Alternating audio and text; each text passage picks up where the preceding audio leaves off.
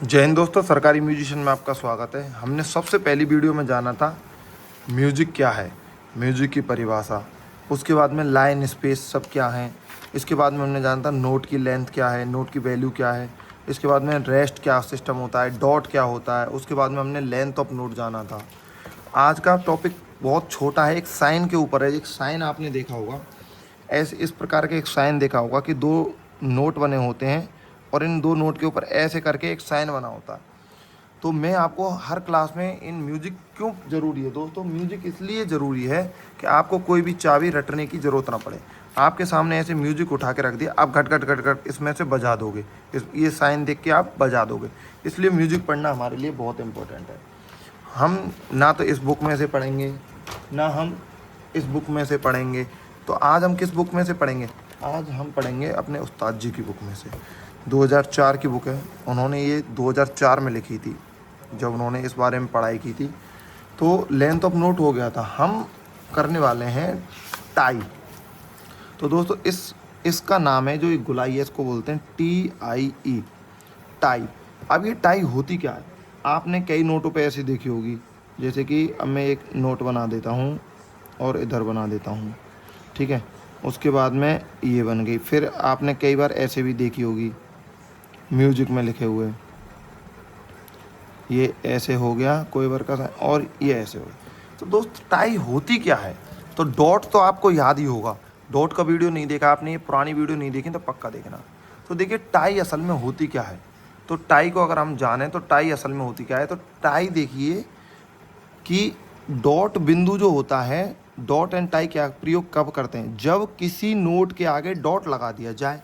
मैं आपको प्रूफ देता चलूँगा। ये मेरा नोट हुआ और इसके आगे लगा दिया मैंने डॉट। इसका मतलब है ये क्रोचेट है, ये 1 कदम बजेगा। डॉट लग गया तो 1.5 कदम, मतलब आधी लंबाई बढ़ गई। डॉट के आगे टाई डॉट लगा दिया जाए और डॉट के आगे भी डॉट लगा दिया जाए। इसका मतलब क्या हुआ? इस वाले डॉट का तो मतलब है ये वाला नोट, और इस वाले डॉट का मतलब है ये वाला नोट, क्योंकि आधे का आधा बढ़ता चला जाएगा।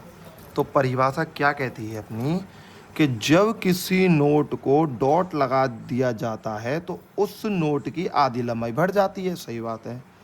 और डॉट के आगे डॉट लगा देते हैं तो डॉट की भी आधी लंबाई बढ़ जाती है। तो अगर दोनों नोट को टाई कर दिया जाए तो दोनों को राग एक ही हो जाता है।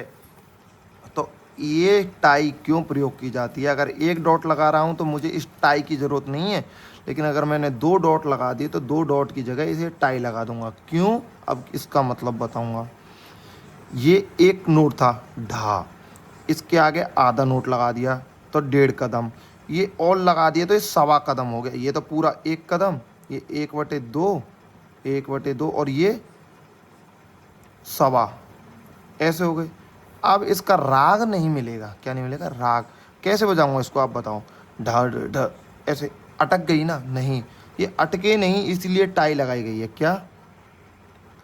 टाई लगाई गई है। अब ये पहले कैसे बजना था? ढा। अगर ये टाई हटा दूं तो ढा ढा। अब कैसे बजेगा? ढा। देखिए राग मिल गया ना, ढा। तो राग मिलाने के लिए टाई का प्रयोग किया जाता है। ये वेरी इंपॉर्टेंट क्वेश्चन है।